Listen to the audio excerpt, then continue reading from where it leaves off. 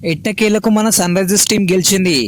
ఏంటి ఇంకా ఐపీఎల్ కూడా స్టార్ట్ అవ్వలేదు, సన్ రైజర్స్ టీం గెలిచింది అంటున్నాను డౌట్ వచ్చిందా? అదేనండి, సౌత్ ఆఫ్రికాలో జరుగుతున్న మన చిన్న ఐపీఎల్ SA20 లీగ్.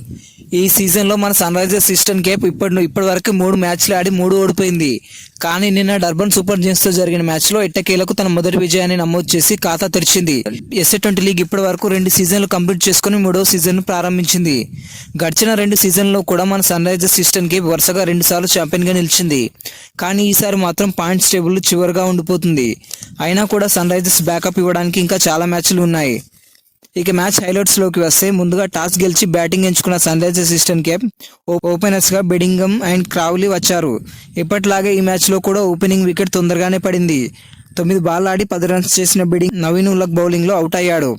ఆ తర్వాత క్రావ్లీ అండ్ ఏబుల్ మధ్యలో బాగానే పార్ట్నర్షిప్ రన్స్ వచ్చాయి. ఆ తర్వాత 29 బంతుల్లో 38 పరుగులు చేసిన క్రావ్లీ నూర్ అహ్మద్ బౌలింగ్లో క్లీన్ బౌల్డ్ అయ్యాడు.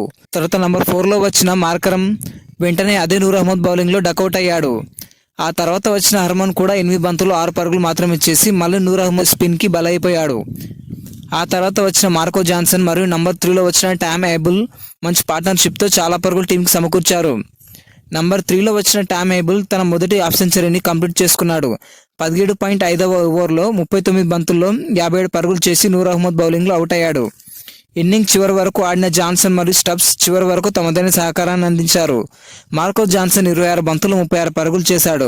అలాగే స్టబ్స్ 8 బంతుల్లో 15 పరుగులు చేసి ఇన్నింగ్స్ ముగిసేసరికి 5 వికెట్లు కోల్పోయి 165 పరుగులు చేశారు. 166 రన్స్ చేజ్ చేయడానికి వచ్చిన DSGకి బ్రీట్కే ఇంకా పార్సన్స్ వచ్చారు. 21 బంతుల్లో 23 పరుగులు చేసిన పార్సన్స్ 5.5వ ఓవర్లో మార్కరం చేతిలో రన్అట్ అయ్యాడు. ఆ తర్వాత బరిలో దిగిన మన కేన్ మామ అందరినీ నిరాశపరుస్తూ 6 బంతుల్లో 3 పరుగులు మాత్రమే చేసి లియాన్ డాసన్ బౌలింగ్లో అవుట్ అయ్యాడు. ఆ తర్వాత క్వింటన్ డికాంగ్ బ్యాటింగ్కి వచ్చాడు. ఓపెనర్గా వచ్చిన బ్రీడ్కే 9.3వ ఓవర్లో లియామ్ డాసన్ బౌలింగ్లో LBW అయ్యాడు.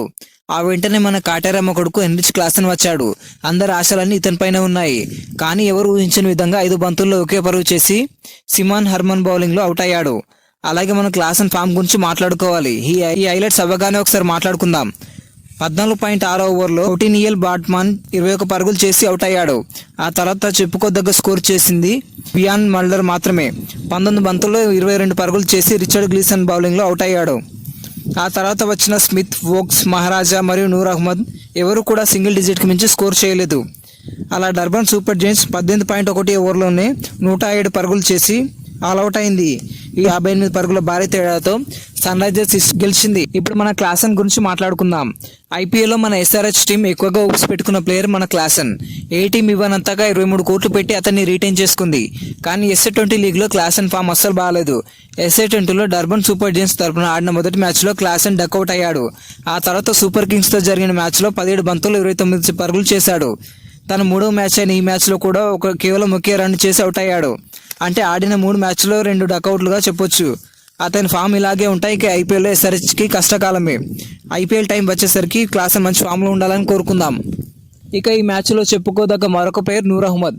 ఇది డర్బన్ సూపర్ జైంట్స్ తరపున ఆడిన నూర్ అహ్మద్ ఈ మ్యాచ్లో ఏకంగా కీలకమైన 4 వికెట్లు తీశాడు. ఇతని స్పిన్ బౌలింగ్ కూడా చాలా బాగుంటుంది. అందుకే ఇతన్ని జూనియర్ రషీద్ ఖాన్ అని కూడా అంటారు. తర్వాత జరగబోయే నెక్స్ట్ మ్యాచ్ కూడా Sunrisers Eastern Cape versus Durban Super Giants. మళ్ళీ ఇదే జట్ల మధ్య జరగబోతుంది. ఆ మ్యాచ్లో ఏ టీం గెలుస్తుందో కామెంట్ చేయండి.